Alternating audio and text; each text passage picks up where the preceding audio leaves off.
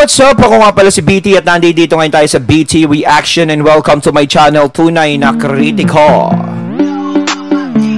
At meron tayong panonooring video ngayon. Ito po ay nagmula kay Balitang Pinoy TV. Sa mga hindi pa po nakakabisita sa channel ni Balitang Pinoy TV, bisita na po kayo mga katunay. At kung hindi pa kayo nakakapag-subscribe, subscribe na din po kayo mga katunay kay Balitang Pinoy TV. At syempre, huwag nyo rin po sana kalimutan na mag-subscribe dito sa channel ko sa Tunay na Kritiko sa mga hindi pa nakakapag-subscribe.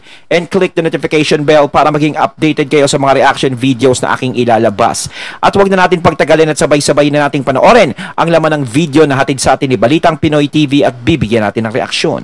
Pasok! Magandang araw sa atin lahat mga Ayun, magandang araw din, Sir Badong. Panig kayo ng daigdig naroon. Dito na naman tayo Credits. sa another Ayan, episode ng ating bibigyan vlogs. natin ng reaksyon. Pag-uusapan natin ngayon, ito po, no? Konting review lang po nung kagabi ay inisa-isa natin yung mga naunang kapalpakan ngayong taong ito, no? Yung pong isinuko na po ni Pangulong Marcos yung Department of Agriculture na tingin natin ay disaster ang inabot sa kamay ni PBBM. Tumaas yung mga presyo ng bigas, sibuyas, etc. habang siya yung DA Secretary.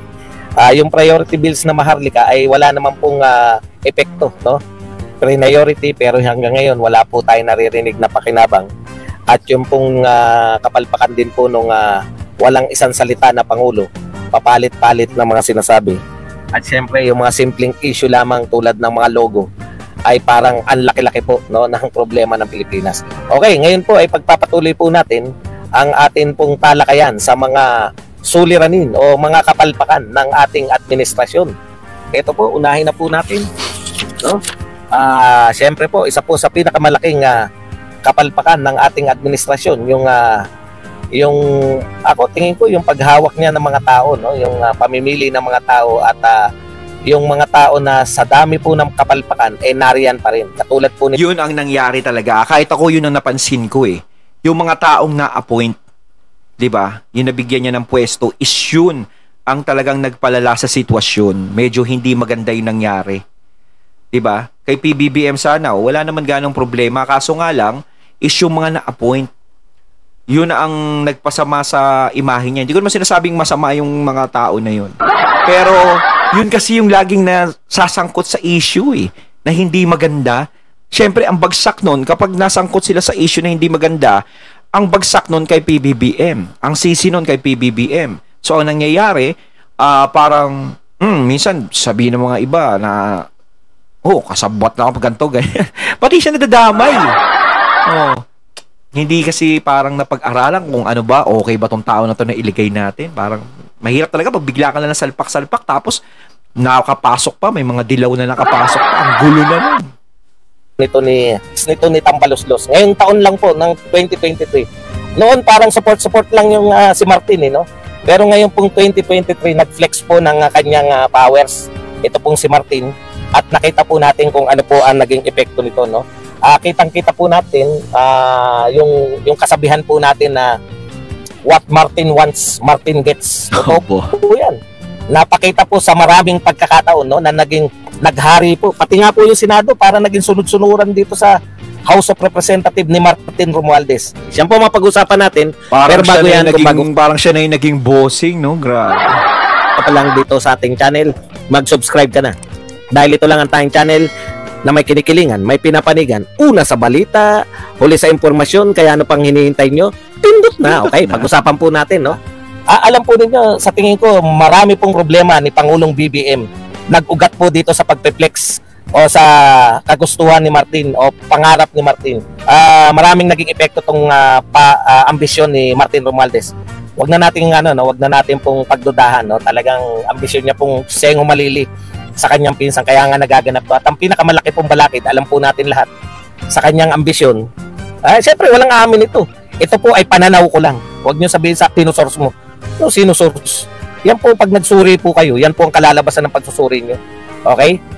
Kaya po, sa totoo lang, kitang-kita po natin na sa tingin ni Martin at ng mga followers nito, itong si Sara Duterte, ang balakid, no, sa kanyang pangarap na humalili sa kanyang pinsan. Kaya po naganap, no? Sinimulan nilang siraan si Sara Duterte, yung confidential fund na wala naman pong binibintang silang pagkalabag, sinimulan po nilang sirain, no? Po nila nang pinasama yung confidential fund hanggang sa nabuyo nila, pati kumbaga yung pagsasama-sama po ng mga ni Martin pakikipag-alyansa niya rito sa Makabayan Black. Talagang ano yan, worst na nakita natin, no? Parang nangyari kasi parang nadala si Martin sa Makabayan Black. Kasi sila talaga yung bumabanat sa mga Duterte. 'Di ba? Nasa unit team. At saka parang anong nangyayari ngayon sa unit team hindi na nagiging unit team. Parang nasisira na unti-unti. Na ikinasasaya naman ng mga kalaban ng unit team ngayon. No, hindi na natin nakikita yung lakas. Pero hindi pa naman nagsasalita si PBBM tsaka si BP Sara. No? Siguro naman nakakapag-usap yung dalawa sa nangyayari. Alam naman nila, malay mo, nagmamatsyag-matsyag lang din sila, di ba? Masid-masid lang. Pero kapag may nagsalita na wala ng unit team, ay sayang, pero kahit naman si BP Sara wala sa unit team talaga. Kayang-kaya niyang mag-isa.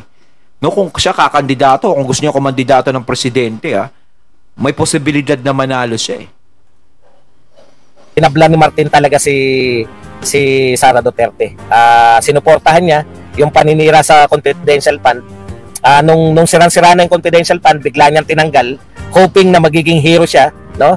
Talagang announcement niya, tinanggal nila At ang masakit pa nito, parang nang-iinsulto pa, na sinabi ni yung Martin na, sabi naman ni BP Inday, kami na raw magpasya sa Kongreso kung ano ang gagawin sa confidential fund. Kaya tinanggal namin.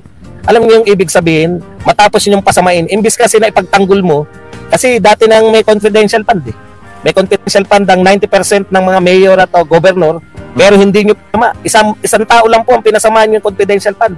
Si Sara Duterte lang po ang pinasama ninyo yung confidential fund. Yan po ang katotohanan, no? Kaya po dyan po pinasama nila, pero alam ng mga tao kung saan gagamitin ni BP Sara. Di ba? Nasabi niya na nga no? Kung saan niya gagamitin. Ang ayaw kasi ng mga kumukontra dyan kung saan niya gagamitin. Ay, di ba? Simula. Kasi kapag sa mabuti mo gagamitin, kontra kami dyan. Pero kung sasabihin ni BP Sara na ipang sa shopping ko lang yan, ibigyan niyo yan. Di ba parang ganun? Kasi alam nila sa magandang paraan gagamitin ni BP Sara para sa taong bayan niya gagamitin sa ikaaayos ng bansa ng mga dyan sa pag-aaral, ganyan. Ayaw nila ng ganun. Ang gusto nila talaga is pampasyal-pasyal. Yung BP Sara, ganun mo na lang kaya gamitin para bigay, no? Sinasabi nila, kasi kaya nagalit yung mga Duterte kasi pinatanggal ni Martin yung confidential fund. Ano nila yan? Source ng kanilang pondo. Anong source ng pondong pinagsasabi nyo? No? Inaakusahan yung magnanakaw sa salita lang Ang dami yung kinaso. Miski kay Sara Duterte, wala naman kayong kinaso na nagnakaw. Wala naman kayong kinaso na pati po yung confidential fund. Ang kinakaso lang nila dyan, yan ba ay constitutional o hindi? Pero yung sabihin nila na bintangan si Sara Duterte sa mga kaso nila na ito ay binulsa, wala po. Lilinawin ko lang po Ang mga kinaso nila dyan, kung ito ba ay constitutional o hindi, yung pagbibigay sa kanya ng confidential fund. Hindi po yung ito ba ay binulsa o hindi, ito ba ay ninakaw o hindi. Sa mga salita nila, pinalalabas nila na magnanakaw si Sara Duterte, magnanakaw ang mga Duterte. Pero sa mga isinampa nilang reklamo, na tatlo na, magnanakaw pero alam naman nila, no? Nakikita nila kung saan dinala, no? Moment, ay wala naman pong silang reklamo na ninakaw yan. Kung hindi, constitutional ba yan o hindi. Okay, yan po. Siniraan nila si Sara Duterte, no? Para lang po ma-eliminate si Sara Duterte bilang balakid sa ambisyon ni Tambi. Okay. Yung ambisyon po na yan ni Tambaluslos, yan po ang bumuwag sa unit team, no? Real talk po, hindi po yung kung ano-anong mga pinagsasabi ninyo, no? Real talk po yan po ang bumuwag. Lahat po, tinutukan po nila, pinasama po nila, ang target nila, pasamain ng mga Duterte para lang kay Martin, para sa ambisyon ng Tambaluslos. Real talk po yan. Okay? Pero ano po epekto? Lalo po nilang sinisiraan yung mga Duterte. Ano po epekto? Number 1 po, ang DepEd, trust and approval rating. Number 1 po si Sara Duterte, trust and approval rating. At number 1 po si Pangulong Duterte sa senatorial. Ibig sabihin, hindi po tumatalab lahat ng paninira nila kay Sara Duterte. Ito po ang bumuwag talaga, no? Dahil sa ginagawa nito hanggang mula po kay Sara, Siyempre yung ama hindi po papayag yan, no? Bumawi po yung ama, lahat po ng buong House of Representatives bumanat po sa mga Duterte. Bumanat po sila sa mga Duterte, walang puknat hanggang SMNI. Bakit po nadamay yung SMNI kung Duterte lang? Eh doon po nagsasalita si Tatay Digong. Oo. May programa po siya sa SMNI. Pero kung wala si Tatay Digong doon, hindi mawawala SMNI. Yung SMNI, banata nila. No? Talagang nag-flex po ng power si Martin. Gusto nilang ma-eliminate ang political career ng mga Duterte. Ano po epekto? Dati po pangatlo si Martin. Naging kulelat na po si Martin sa survey po ng limang pinakamataas na pinuno ng pamahalaan. Number 1 po si Sara Duterte, number 2 si Bongbong Marcos, number 3 po si Senate President, number 4 po si Sigismundo. Yung hindi po tumatakbong kumbaga number 4. Kulelat po si Martin. Yan po ang nagiging epekto, no? Hindi yung yun pong paninira ni Martin at ng kanyang mga alipores diyan sa House of Representatives hanggang diyan sa SMNI, kitang-kita natin ang itira sa mga Duterte. Laos na kasi yung siraan eh. Dami na po na bumaliktad, mga dating ngayon po pinakamarami. At ang wala na po natira na mahusay-husay, wala na pong natirang mahilap-hilap sa mga vloggers. Yan po epekto niyan, no? Maski po si Ben Barubal, ito talaga pinatatakaan ko. Isa sa pinaka ano tawag doon? Yung pinaka-creative ng mga vlogger po na supporter. Pero dahil po sa wala na po natira na mahusay. Kaya po para na silang dilawan na overtake po. May bago na po silang actually ang naging epekto po nitong overpowering, yung power play nito ni Tambaluslos ay ang unit team po nabuwag, pero nakipag-unit team po sila sa mga dating kalaban. Yung pong pinagkaisahan natin na kalaban sa unit team, yan pong Makabayan Black, Dilawan Kakamping, yan na po ngayon ang ka-unit team ng administrasyong ito. Kita nyo ang kunik. Yan pong kakampi nila ngayon, yan po yung mga naninira sa pamilya nila. Dekadang nanira, kakampi na po nila ngayon. Sila Laila de Lima, no? Ayan pong mga Dilawan, pati po itong grabe, pati po itong Makabayan Black. Kaya po, nagkaroon din po ng bagong ka-alliance itong mga Duterte. Ito po yung mga PMAers na ayaw po na makipapistok, no? Nagkaroon na po, naging malinaw po yung mga alliance eh. Naging alyansa po ni Marcos yung mga dati nilang kaaway, dati nating kaaway, kakamping nila Makabayan, no? Ayun kasi sinabi na walang kulay-kulay eh. Pahamak pa yung walang kulay-kulay na yan eh. No, lahat magkaisa, ayan, sinamantala ngayon nila. Tapos sila ang mga Duterte naman po, yung mga militar, na may konsensya. At ang taong bayan. Taong bayan po ang kakampi ng mga Duterte. Kaya po ganyan katataas ang resulta.